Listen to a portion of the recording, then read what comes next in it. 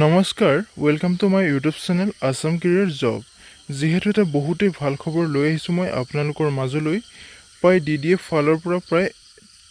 1383টাকৈ various post মুকলি হৈছে পোষ্টসমূহত apply কৰিবলৈ আপোনালোকৰ বয়সৰ সময়সীমা কিমান লাগিব এপ্লিকেশ্যন ফিজ কিমান লাগিব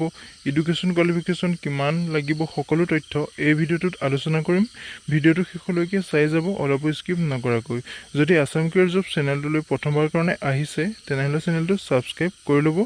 লগতে ভিডিঅ'টো সকলো বন্ধু বান্ধৱীলৈ শ্বেয়াৰ কৰি দিব যাতে সকলোৱে প্ৰতিদিনে জবৰ আপডেটসমূহ পাই থাকিব পাৰে বলক দেৰি নকৰোঁ ভিডিঅ'টো আৰম্ভ কৰোঁ যেহেতু আপোনালোকে ইয়াত দেখিবলৈ পাইছে DDA recruitment 2025 apply online for 1383 1383টা ভেৰিয়াছ পোষ্ট যেহেতু এটা বহুতেই ভাল খবৰ হয় আপোনালোকৰ কাৰণে এটা বহুতেই ভাল সুবিধা আহিছে এটা সুযোগ আহিছে সুবিধা সুযোগটো নেহেৰুৱাব যদি এপ্লাই কৰিব বিচাৰে তেনেহ'লে এপ্লাইটো কৰি ল'ব ডেছক্ৰিপশ্যনতে মই এপ্লাই কৰাৰ লিংক দিম তাতে গৈ আপুনি এপ্লাই কৰি ল'ব পাৰিব যদি ভিডিঅ'টো ভাল পায় তেনেহ'লে লাইক কৰি দিব বলক ভিডিঅ'টো সকলো তথ্য আমি কৈ যাওঁ আপোনালোকক ভিডিঅ'টো শেষলৈকে চাই যাব যেহেতু এটা চেণ্ট্ৰেল গভৰ্ণমেণ্টৰ ফালৰ পৰা চাকৰি ওলাইছে এইটো যিহেতু ডিডিএ ফালৰ পৰা ইয়াতে পোষ্টসমূহৰ এটা অভাৰভিউ দিয়া আছে আপোনালোকে চাই যাব ভেকেঞ্চি নেম হৈছে আপোনাৰ ডিডিএ নিউ ভেকেঞ্চি 2025 অৰ্গেনাইজেশ্যনটোৰ নেম হৈছে the Delhi development authority DDA the Delhi development authority ইয়াতে পোষ্ট নেমটো হৈছে আপোনালোকৰ ডি ডাইৰেক্টৰ পোষ্ট আছে এছিষ্টেণ্ট ডাইৰেক্টৰ পোষ্ট আছে AWৰ পোষ্ট আছে লিগেল এছিষ্টেণ্টৰ পোষ্ট দেখিবলৈ পাব ট্ৰেইনিং এছিষ্টেণ্টৰ পোষ্ট দেখিবলৈ পাব লগতে আপোনালোকৰ জুনিয়ৰ ইঞ্জিনিয়াৰৰ পোষ্ট আছে এছিষ্টেণ্ট সিলেকশ্যন অফিচাৰ পোষ্ট আছে প্ৰগ্ৰেমাৰৰ পোষ্ট আছে SO আছে ইয়াতে নাইব তহচিলদাৰ আছে লগতে আপোনাৰ সুৰভেয়াৰ আছে জুনিয়ৰ ট্ৰান্সলেটৰ আছে ষ্টেনোগ্ৰাফাৰ আছে এছিষ্টেণ্ট ছিকিউৰিটি অফিচাৰ আছে মাল্টি টাস্কিং ষ্টাফ MDSৰ আছে পটৱাৰী আছে লগতে মালি আছে আৰু বিভিন্ন ধৰণৰ পোষ্ট দেখিবলৈ পাব টোটেল পোষ্ট যিহেতু 1383টা পোষ্ট দেখিবলৈ পাব ইয়াতে সকলো ধৰণৰ পোষ্ট দেখিবলৈ পাব এপ্লাই মোডটো আপোনালোকে অনলাইন মাধ্যমেৰে এপ্লাই কৰিব পাৰিব who can apply all India male female কেণ্ডিডেটে সকলো ভাৰতৰ সকলো পুৰুষ মহিলাই এই চাকৰিটোত এপ্লাই কৰিব পাৰিব যদি আপুনি ইণ্টাৰেষ্টেড আৰু এলিজিবল হয় তেনেহ'লে ভাৰতৰ সকলো পুৰুষ মহিলাই এই চাকৰিটোত এপ্লাই কৰিব পাৰিব ইয়াতে যিটো ডিডিএ ৰিক্ৰুটমেণ্ট তাৰে আপোনাৰ চেলাৰী ডিটেইলছটো দিয়া আছে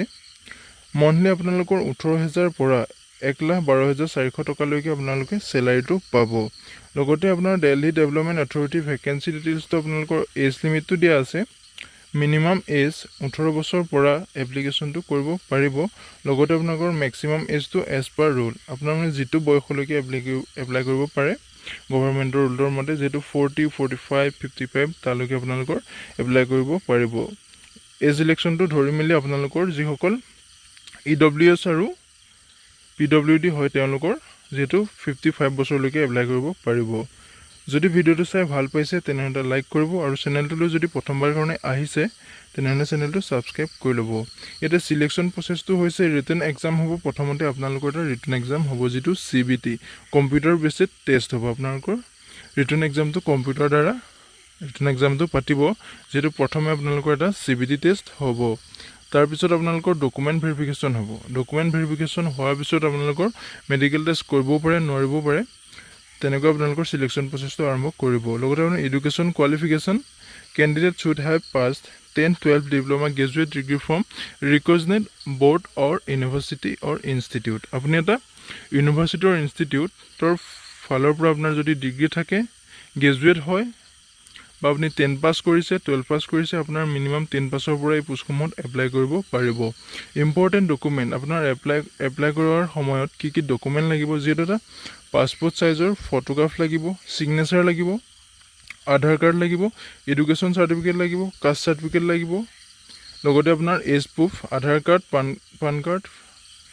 SSLC এডমিট কাৰ্ড বা বাৰ্থ সাৰ্টিফিকেট যিকোনো এটা আপুনি দিলে এজ প্ৰুফৰ কাৰণে হৈ যাব লগতে আপোনাৰ এতে ষ্টাৰ্টিং ডেটটো হৈছে যেটো 26 মেৰ পৰা ষ্টাৰ্ট হৈ গৈছে আৰু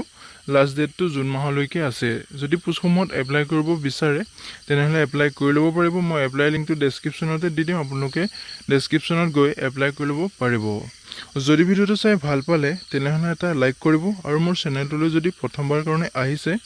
চেনেলটো ছাবস্ক্ৰাইব কৰি ল'বলৈ নাপাহৰিব যাতে প্ৰতিদিনে জবৰ আপডেটসমূহ পাই থাকিব পাৰে লগতে হোৱাটছআপ চেনেলৰ লিংক মই ডেছক্ৰিপশ্যনত দিম তাতে গৈ আপুনি হোৱাটছআপ চেনেলটো ফ'ল' কৰি ল'ব লগতে ভিডিঅ'টো সকলো বন্ধু বান্ধৱীলৈ শ্বেয়াৰ কৰি দিব যাতে সকলোৱে